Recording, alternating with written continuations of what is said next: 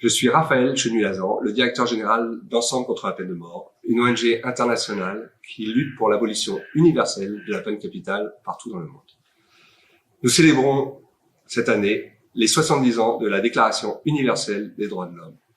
Et cet anniversaire est extrêmement important, à la fois en France, mais partout dans le monde. Pourquoi est-il si important cet anniversaire? C'est parce qu'il célèbre les droits de l'homme comme solution à la crise depuis la Seconde Guerre mondiale, comme solution aux atteintes internationales aux droits humains qui ont été la Seconde Guerre mondiale. L'article 3 de la DUDH est un article sur lequel mon organisation, Ensemble contre la peine de mort, s'appuie tout particulièrement. Cet article 3 rappelle que tout individu a le droit à la vie, à la liberté et à la sécurité. Il fonde notre engagement parce qu'il rappelle que ce n'est pas parce qu'on a tué que l'on mérite d'être tué, que l'on ne peut être jugé que dans le cadre des droits de l'homme. Ensemble contre la peine de mort travaille sur l'universalité de ces droits de l'homme et l'intersection de tous les droits de l'homme, l'inclusion des droits des uns et des autres, la liberté, le droit à la vie et la sécurité. Et on ne saurait justifier une atteinte à l'un de ces droits de l'homme en se basant sur l'autre droit de l'homme.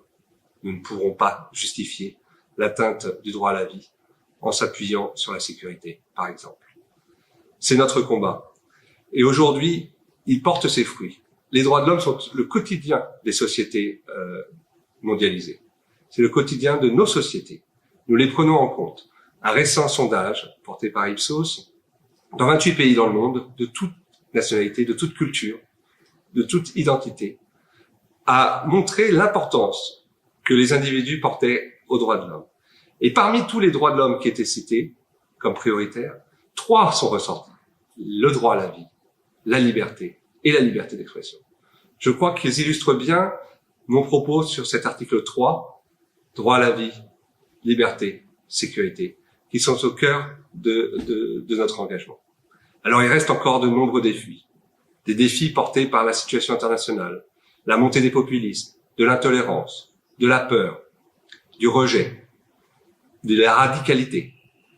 Mais tous ces phénomènes internationaux ne doivent pas nous faire perdre de vue que nous devons lutter pour les droits de l'homme, pour qu'ils restent universels et que nul et nulle part ils soient remis en question, ni leur universalité, ni leur légitimité.